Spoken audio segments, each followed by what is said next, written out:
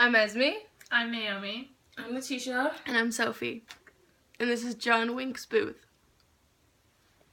So today we talked about the homework we did on Sunday and basically how the steps leading in like the World War II in Europe and how basically the United States did nothing. And I love how before we did nothing and now we do everything. So like a lot of the actions that they did was about they took no formal action, which we can't really blame them because they weren't really a part of the League of Nations, so they couldn't really enforce anything that they decided. And also a lot of people didn't want to like go into wars, so taking action is like basically saying we're entering this but we're gonna back up. So they did that, which I admire, but yeah, at the same time just like thanks for leaving the rest of the world in jeopardy. Okay, well, I was really surprised that the United States didn't, like, revise their neutrality acts earlier. Because they actually revised them after they expanded their armed forces, which I don't really think makes sense. But it wasn't until World War II officially, like, began, then they decided to, like, revise the neutrality laws. And then, after that, it wasn't until Germany invades like the Low Countries in France that they decided to send aid to allies and started offering assistance to Britain. Yeah. So one key thing besides the fact that Germany invaded Paris and Paris surrendered was that Yugoslavia. Right? Yes, right. Yugoslavia. Was then asked by Hitler if they could pass their country in order to get into France. Get into Greece. In order to conquer Greece and help Italy conquer Greece. And in the process of doing so, Yugoslavia was also conquered.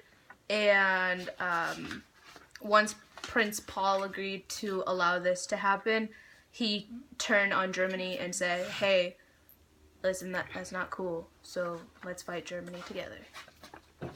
Okay, so then I'm going to talk about the declaration of war. So basically, after Pearl Harbor, Congress and everything was like, yo, we got to handle this. Like, we have to declare war on Japan because they've been not nice people. They attacked China, and like, they attacked us, like, in the Panay incident and everything, like, we didn't do anything wrong. So, we were just, like, kind of fed up. But then, that kind of contradicted our, Europe First. Get in the frame. Our Europe First, thing, where we were like, we have to handle what's going on in Europe before we even think about the Asia. So we just thought, like, Hitler's gonna declare war on us, like, as soon as we declare war on Japan. And, like, it wasn't immediate, so, like, at first, FDR was, like, afraid that it wasn't going to happen, but then they did, which was great. And then, we declared war on Germany and Italy, like, right after, and Congress, like, did it like that. Like, they were not questioning it at all. We had just been through so much that we were just like, yeah, it's time. To be exact, it was 12 hours. Thank you. So yeah, I mean, whatever all the steps it took, we can't really blame the United States for not really doing much.